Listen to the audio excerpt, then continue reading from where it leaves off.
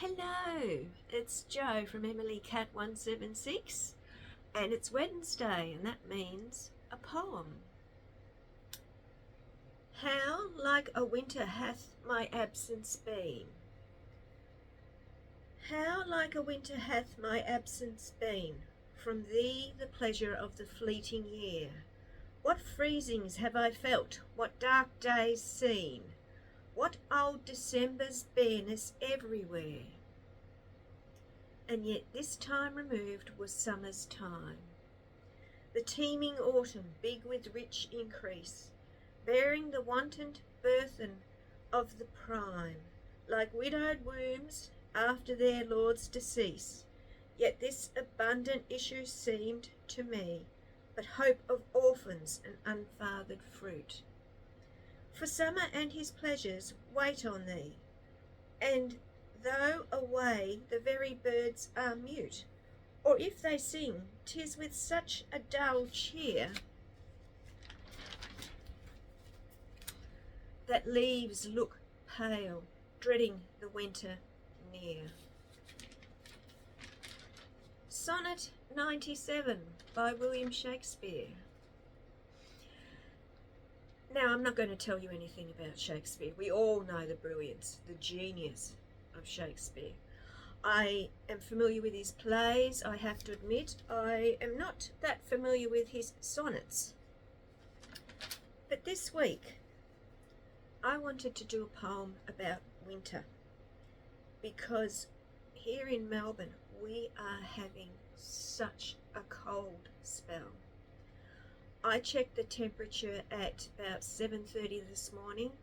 It was 1.2 degrees, feeling like 0.6 degrees. It's freezing here in the mornings.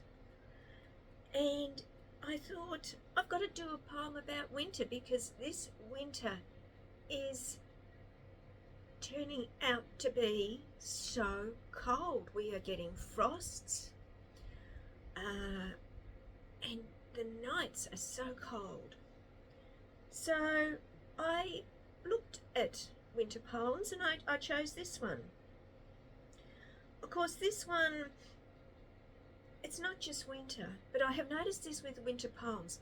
People talk about separations and being apart from loved ones, and they equate it with winter, desolation of winter. And this one does too. I liked it. And I am going to read more of Shakespeare's sonnets. Of course, now I know this one. I'm dreaming of Sonnet 18. Shall I compare thee to a summer's day? Because this is the other thing too, of course. This poem or sonnet was written in the Northern Hemisphere, because December, of course, is not cold here in Australia. December is the start of summer for us.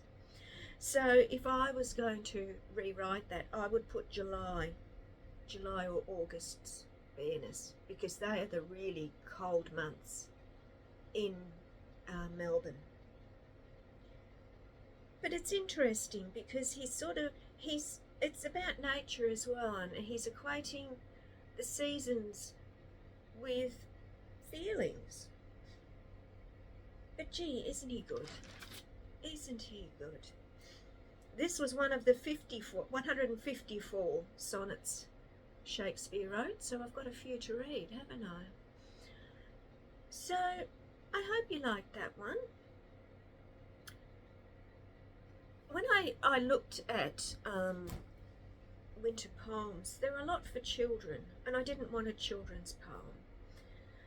So this is how I got looking at all these ones. I have another one that I was thinking of doing, but I might save that for another day. So let me know what it's like where you're living. As I said, it's just so cold here, so cold.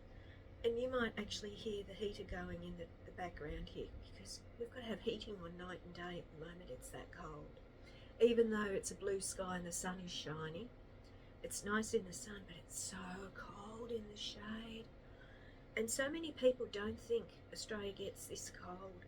I wouldn't be surprised actually the last few days if they don't get like snow, because we do have snowfields in Victoria.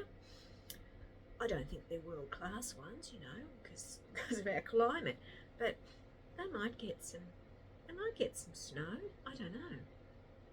I don't even know if the snow season's started. You can tell I really do a lot of skiing, can't you? Not. All right. So that's it for this Wednesday. As I said, I was going to do something different from last week's poem, and I just wanted to do something about the weather, because this is the coldest start to winter that I have felt in years. So yes. Anyway, enjoy the rest of your week, and I will be back with a book review on Friday. Okay, bye.